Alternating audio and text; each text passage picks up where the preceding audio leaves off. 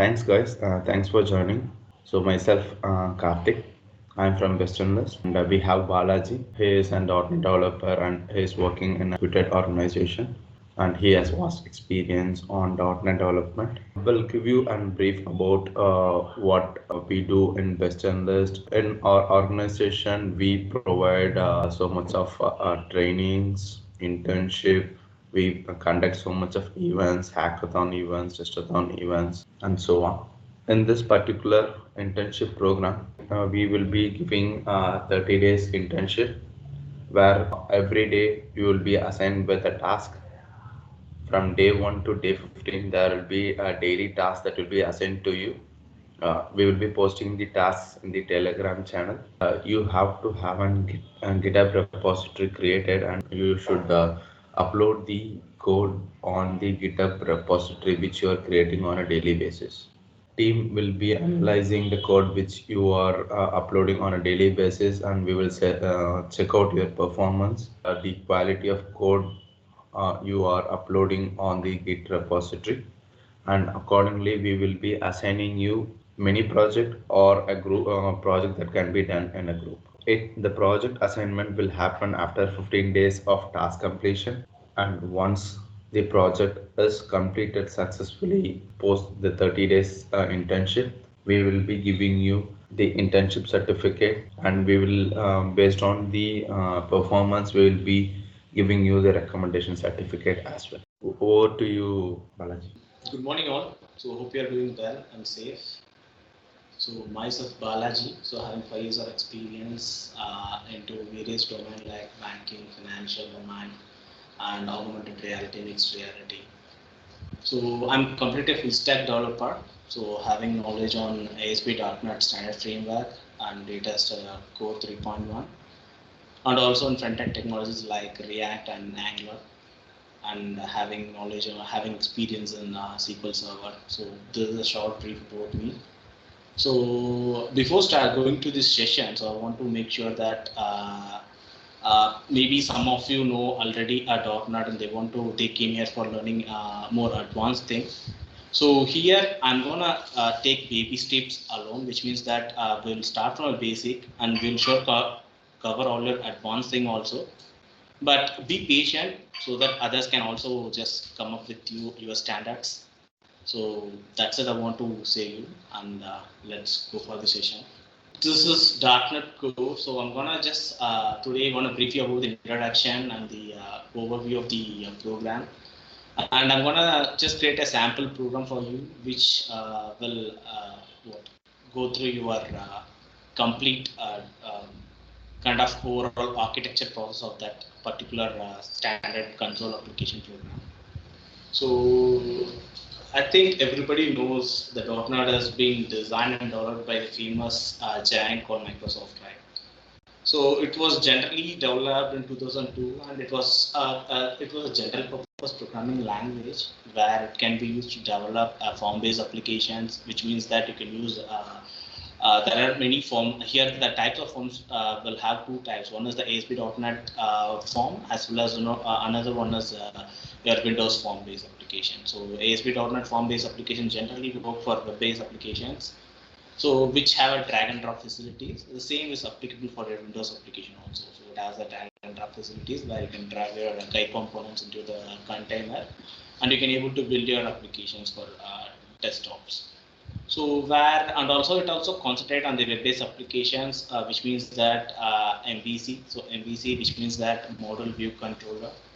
So hope you guys, hope you guys know what do you mean by model view controller, right? So which means that generally model deals with your data, view generally deals with your front-end HTML pages, and controller generally goes with their business logics, where all your C# program will come. So generally, it is gonna have this thing.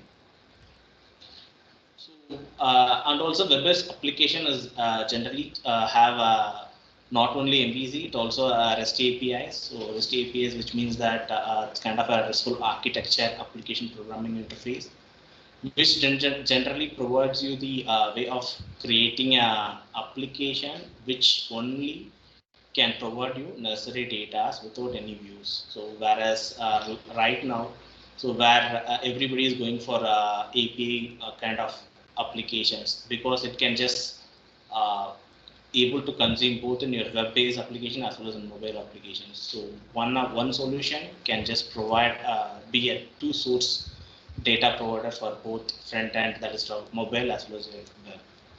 So which means, and also in .NET application, so generally it has the following language it's going to support for you can able to code your all your logic using this language. C Sharp, Visual Basic .NET, JScript, and J Sharp, and one more language is called F Sharp. So where and we are going to cover only C Sharp in this session. So C Sharp is kind of a general purpose thing where you can able to create your console application, and or you can use C Sharp language to code your form-based application, web-based application also. So this is a short intro about .NET .NET framework. So in this session, we are going to look into .NET Core 3.1 version. So where .NET Core 3.1 is the latest version, so which is gonna be the current trend, and it has a kind of huge attraction in the latest job market. So .NET Core, which means that so first of all, I will just say you about a difference between the previous standard version and the core. Okay, so in standard version there was some flaws, so where it has been rectified in .NET Core. The flaws was first and foremost thing, it doesn't have an open source. Let's say if you want to work on different operating system environment, your .NET Core standard, you have to just manually install some kind of additional supportive kind of frameworks for your Mac or your Unix or Linux systems. So then only it is gonna work for that. So which means that it requires a lot of overhead for you. Let's say for a simple calculator application, you need to install some kind of bundle. It's gonna take much kind of spaces for your systems. So where this kind of thing has been overcome in .NET Core, where they just made it as a free first of all, and it's an open source, which means that you can also able to contribute your kind of a coding thing from GitHub by just checking out their sources. So let's see the advantages of .NET Core. Let's say, as I already said, it's gonna be open source framework. So hope you all know what is an open source, right? So anyone can just use under the licenses or able to contribute some kind of codes. So which other people can able to consume your functionalities. So on consistent architecture, let's say in .NET standard, okay, so when you're gonna build your .NET applications, right? So what you're gonna get is DLL files, that is dynamic linked library files. So all your classes and all your C# projects, everything is gonna be at the end when you build it. So it is gonna give you DLL, that is dynamic link library file. So this dynamic link library files are gonna be different for different architectures. Let's say architecture, I mean, so let's say in your if you're using any laptop or PC, so you can able to see when you're installing Windows or any kind of other operating system, it's gonna prompt you for architecture like 32-bit or 64-bit or ARM architecture, right? So where in that thing in your standard, right? So when you are gonna build it, so you will have an option called making any CPU, which means that it is gonna build both for where it's gonna build your DLL for both architectures. Let's say 64 or 32 or ARM. So it's gonna build three kind of DLLs for one project. So at the time of consuming that application, so okay, so it will automatically detect which operating system you are running, and it will allow to consume that particular DLLs. So where redundancy of DLLs is being caused there, which means that your system may contain only 64-bit, right? So, but you want to build it on three things, that is 64, 32, and ARMs. So where that kind of thing has been overcome in kind of consistent across architectures, which means that it will always gonna give you one DLL which can across work on different architectures. You don't need to have three kind of DLLs for 32, 64 and ARM. So in .NET Core, they have overcome it so that it can work on different architectures and different operating systems. So that is called consistent across architecture. So wide range of applications, let's say wide range of applications. Hope you all know that using .NET framework, you can just build your, as I say that, your web application or APIs or your Windows applications. So everything can be built, right? So which means also you also know that .NET gonna support your Xamarin framework, which is used for mobile applications, right?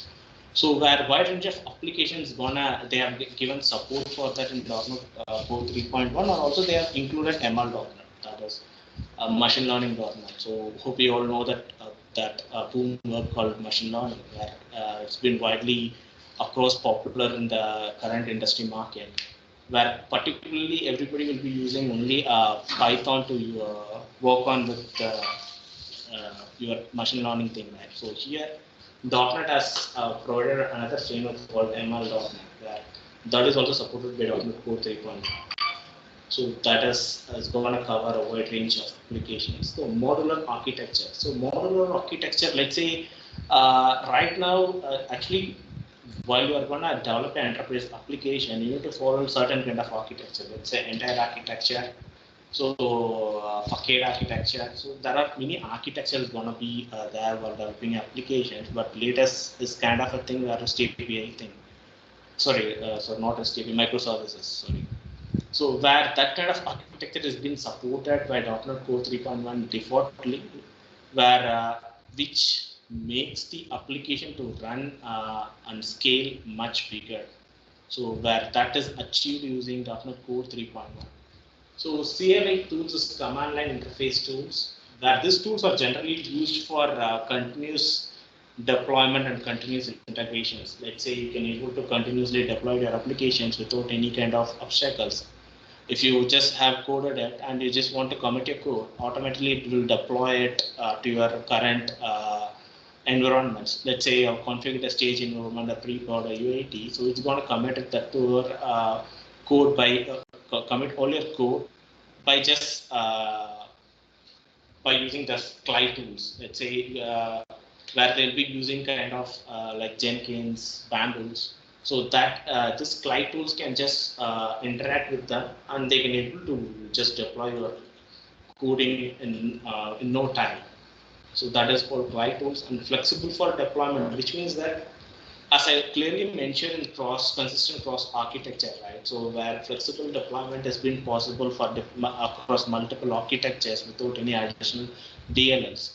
So, and also, which means that it doesn't require any kind of additional packages to be deployed at the time of building or deploying the enterprise applications. So where it also supports the Docker thing.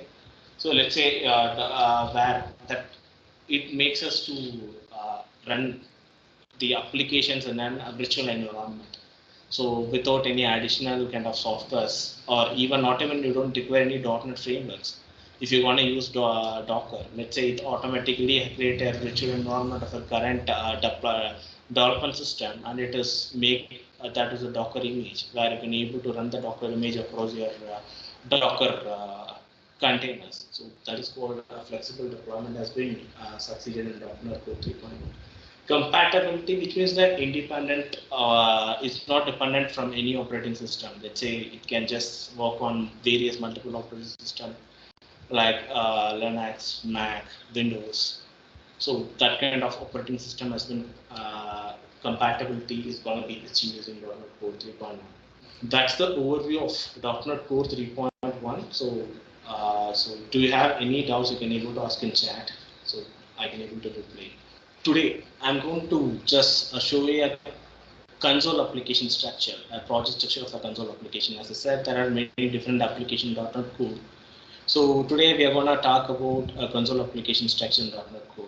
Okay, so when you're going to create a solution in our Visual Studio, right? Visual Studio, hope you all know that is an IDE, right? So where we can able to develop different projects for different use cases. So but when you're going to create a solution, right? So in the Visual Studio, you will be getting a C# project for this extension of CS project. So this CS project is a C# project file, which generally gonna have a XML kind of structure. It's gonna handle all your project references, system assemblies, and your third-party packages linked to it. It will contain all the information about all your current project and the linking libraries of that particular solutions. So generally, it will be created automatically by a Visual Studio. Then there will be another tree structure folder called dependencies. So we'll have 3 third-party packages, framework, and custom C# library. So third-party packages, which means that, let's say you want to use any kind of let's say somebody has developed a kind of logging system. Hope logging system means writing a particular string to your file. So they have developed it. You want to consume that, and they have published in Nugget packages. So Nugget packages is where commonly used by all the .NET developers to get your all your third packages and install it in your current solution. So where third party packages refers to that kind of packages, and framework is generally right now I said right. So .NET Core is kind of a framework, which means that it is also available as a kind of a pluggable packages. Let's say in .NET standard and all, you need .NET standard always comes within your operating system. When you're going to install the operating system Windows, it will always have your .NET framework will be installed defaultly. But here, so you can able to create a kind of application, any kind of .NET application, and you can able to inject your .NET Core as a dependency, whether you want it or not. If you want, you can able to just install it in that particular project, or if you don't want, you can just work on your default thing.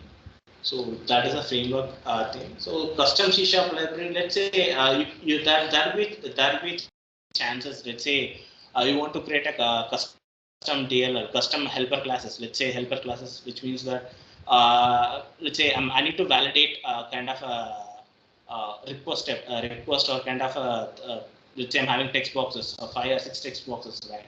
So where I need to just validate it. So in each and every classes, instead I'm just creating a custom library, right?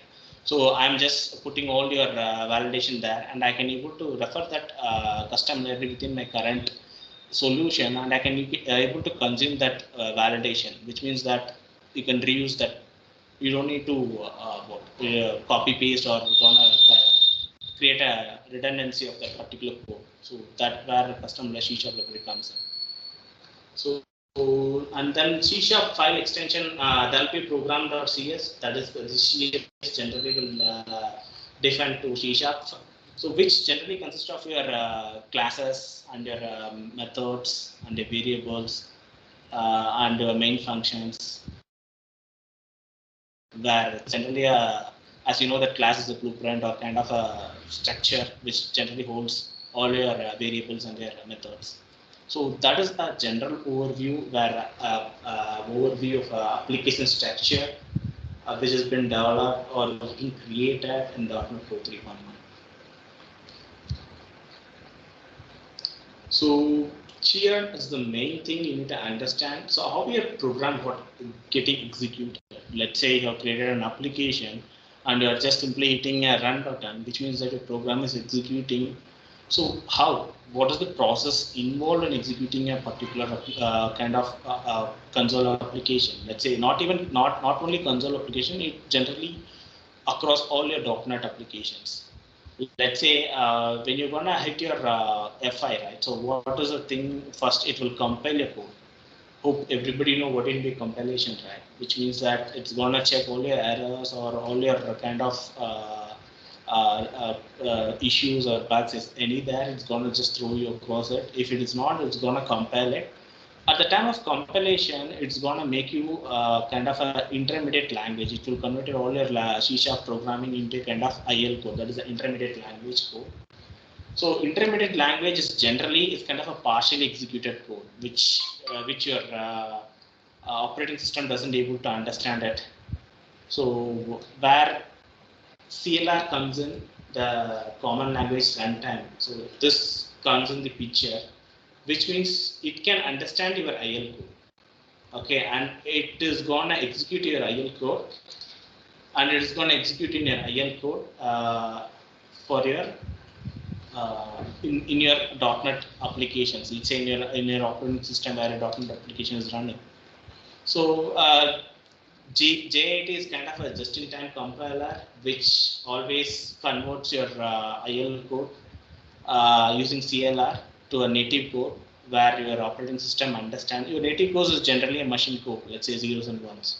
So where your operating system can understand, and it can just execute that particular application or solution of a .NET framework, and you can hence you can able to run your application in a console window or in a web application kind of a browser.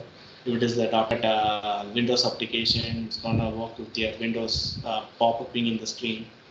So this is a simple process that you need to understand how executing of application works.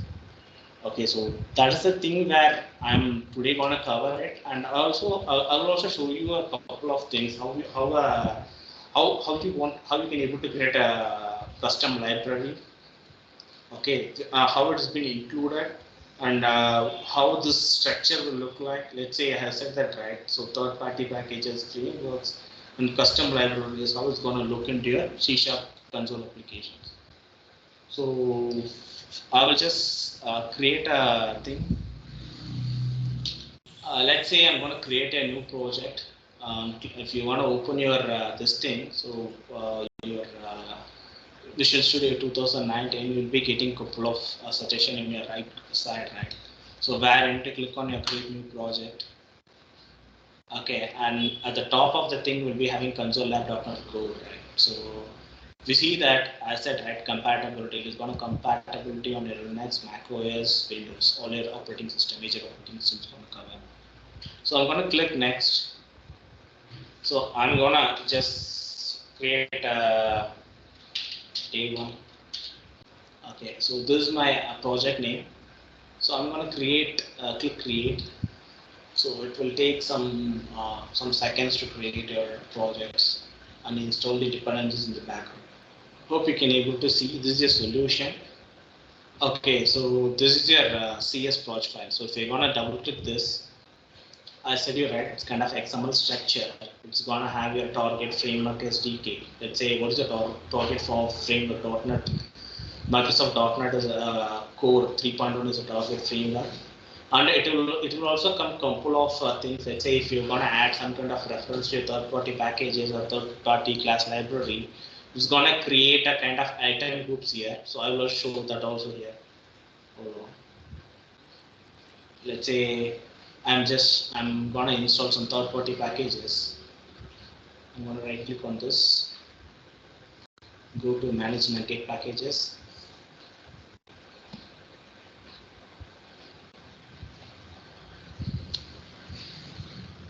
Okay. Before that, you can see in dependency, right? There is only one dependency, that is a framework. That framework is a .NET Core. I said, right, so you can able to install a .NET Core as kind of a dependency. It doesn't come with your operating system alone, right? You can able to install and you can able to convert it in your standard application also. So let's say I'm gonna browse it. Let's say I'm gonna use some kind of third-party thing.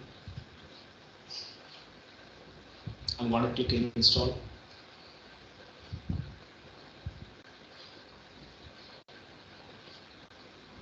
That's it. If you see uninstalled has been installed, so how you can able to confirm it? Okay, so by both things. So if you see dependencies, there are another a tree kind of structure folder has been created called packages, right? If you click that, so it will say, hey, I have installed the Serilog version 2.1.0. And also, if you click on this day one, that is a CS project file, you can see here, right? Your dependencies has been added in item group, third party thing. So let's say if you want to commit your code, right? You don't need to commit this packages. Let's say if you see it.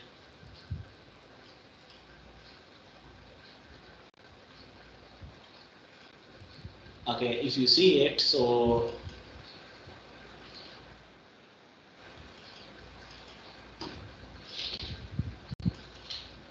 in your OBJ, generally this kind of things will have your dependency kind of information, right? While committing, you don't need to commit it, okay? So it will automatically get your packages downloaded by using this CS procs thing. So it will just find out whether it has been installed or not. If it's not installed, it automatically installed. If you're gonna run in different machine, or if you're gonna commit a code and that code has been consumed by others. So that is where the PCS proj will hold all the informations. So here and also I said, right. So you can able to,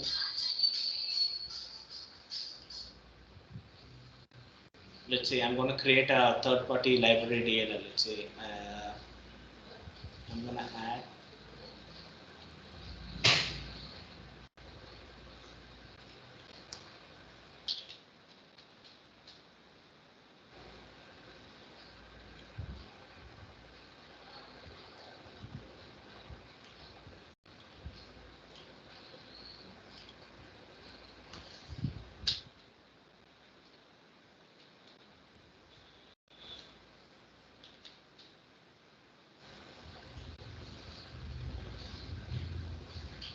See, if I just gonna add this class library, it is generally gonna consider as another project within a solution. This is the solution, and this solution contains two projects. These two projects at the time of building will be able to see that is the separate DLL file. I will show that also. Let's say I'm just having a same structure of what you see here. Okay, so let's say I'm just having a just creating a dummy method here.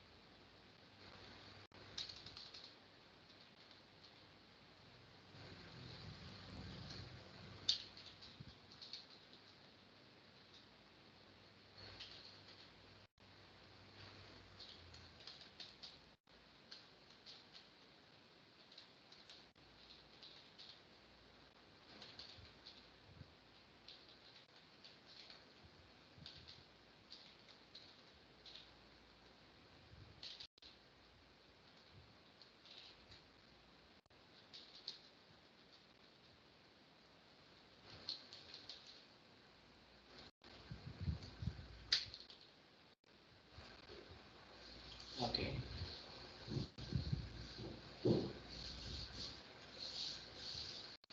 Okay, so what I need is I need to call this method, right? So what I need is I'm going to inject that method. Let's say I'm having a display as a common method where I need to use that method within your day. Uh, so,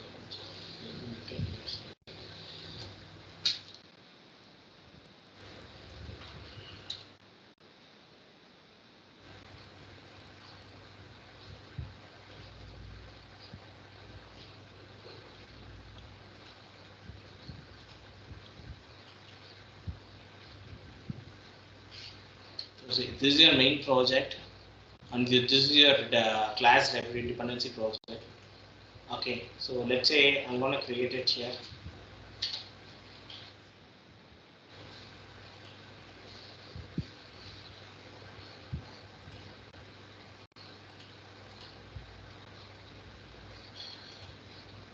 Okay, so here displays a name.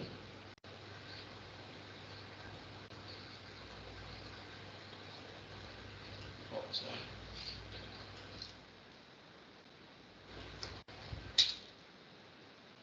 Okay, where I'm going to consume this method here. What I will do is I will right click on the dependency and I will just say add project reference.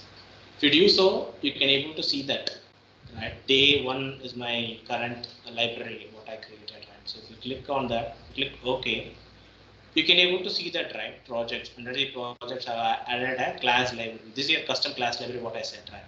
This is the Nugget package, third-party packages which has been published in the Nugget library. So where it comes, and the frameworks, it's kind of all your .NET framework. Let's say if you're going to use Entity framework or Dapper framework, so all your framework will be segregated within this tree structure kind of a folder. So able to simply create, you go to your program.cs, right? So let's say if you want to consume that, what is your class name? This is the class name. Okay.